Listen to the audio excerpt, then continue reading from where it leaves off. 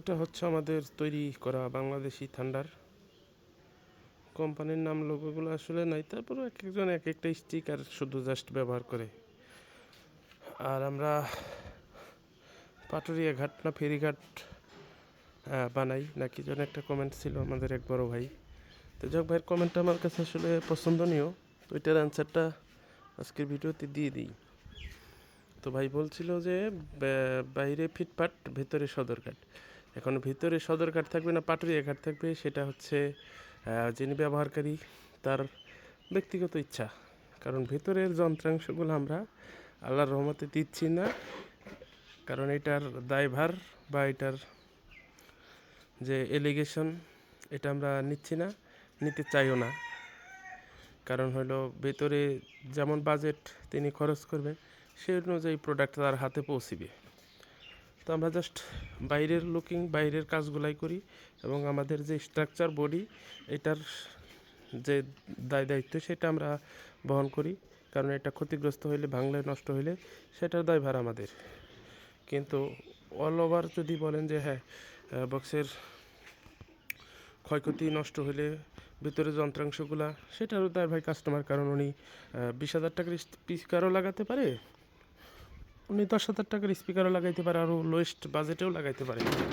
তো এটা নিয়ে আসলে আমাদের তেমন কোনো মাথা ব্যথা নাই বা আমাদের কোনো দায়ভার নাই। আমরা যে ফ্রেমগুলো দিচ্ছি এগুলা পারফেক্ট হলো কি না, কিংবা এগুলা যদি ক্ষতিগ্রস্ত হয় সেটার দায়িত্ব আমরা নিব। এগুলা ভাঙলে বা ক্ষয়ক্ষতি হলে পরে সেটা আমরা রিপ্লেস করে দিব।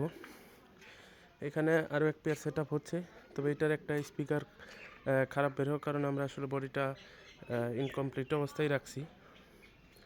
আর এই যে আরেকটা করলাম চকলেট কালারের, কোম্পানির না, তবে বক্সের ফিনিশিং বা লুকিং এক একজনের এক এক রকম চয়েস।